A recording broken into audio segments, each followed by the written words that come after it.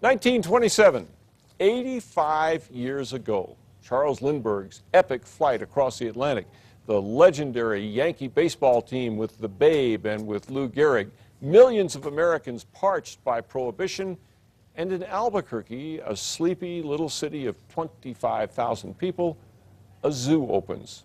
Okay, not exactly as historic as those other things, but as News 13's Amanda Goodman shows us tonight, it'll be a pretty big deal this weekend. The stage is set for a grand celebration at the Rio Grande Zoo. This Sunday will mark a big anniversary, 85 years and still roaring.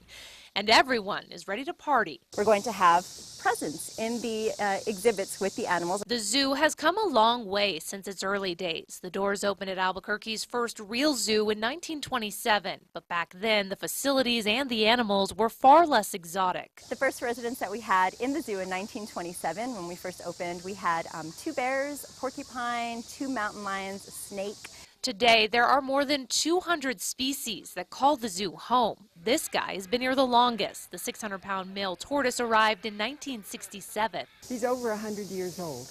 Oh. Anna Mulkey is one of the volunteers who's been here the longest, 32 years and counting. I'm not going to retire until I can't move again and move anymore. It's that kind of dedication by not only volunteers, but staff and animal caretakers that have made the zoo into the top tourist attraction in the state. The biopark, actually, we broke our record with visitors in 2011. We had over 1.3 million visitors. While a lot of things have changed since 1927, mostly for the better, the vision and goal of the Rio Grande Zoo hasn't wavered. We are always looking at ways to enrich the lives of the animals here, but also to help our visitors better experience the animals that we have on exhibit so that they can learn more about them. And that is definitely something worth celebrating. Amanda Goodman, KRQE News 13. The Big Bash is Sunday, but the zoo will be running lots of promotions and contests all the way through until Labor Day. And get this, anybody born in 1927 gets into the zoo for free all summer long. All that info is on krqe.com. So what are the big plans for the future at the Rio Grande Zoo?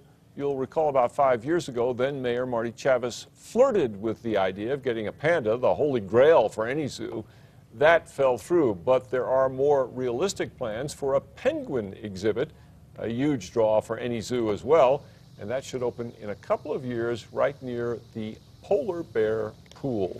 Although I don't know if they'll share that pool. I don't think they get along very well. I don't think they do either. But I'll tell you what, if you're going to the zoo this weekend, you're not going to have to worry about storms. You're just going to need ice or ice or anything like that. You're going to perfect stuff. It's going to be perfect. You're going to need to bring the sunscreen and bust that out because we're going to see a lot of sunshine this weekend. Unfortunately, it may be monsoon season, but it's not going to be looking like it for the next few days.